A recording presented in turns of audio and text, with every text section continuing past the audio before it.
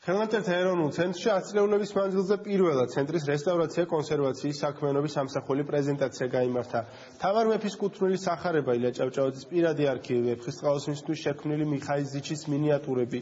ეს იმ უნიკალური საარქივო დოკუმენტების მოკლე ჩამონათვალია, რომელთა აღდგენა კონსერვაციაც ცენტრის რესტავრატორებმა ბოლო წლების განმავლობაში შეძლეს. ხელნაწერთა ეროვნული ცენტრის რესტავრაცია კონსერვაციის ლაბორატორია არსებობის მე-9 წელს ითვლის. ამ დროის მანძილზე რესტავრატორებმა ასეულობით უნიკალური ისტორიული დოკუმენტის აღდგენა და კონსერვაცია მოახერხეს.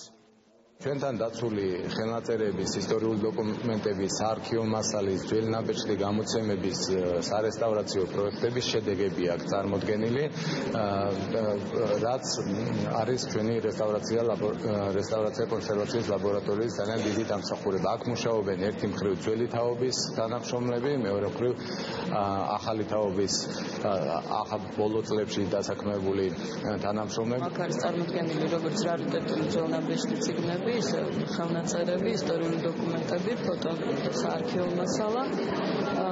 ყველაზე მნიშვნელოვანი შეიძლება გამოვყოთ, თუმცა რესტავრატორისთვის ყველაფერი მნიშვნელოვანია მისი მუშაობის დროს. ვაჰანის ქვაბთა განგება, მას ჩაუტარდა კონსერვაცია.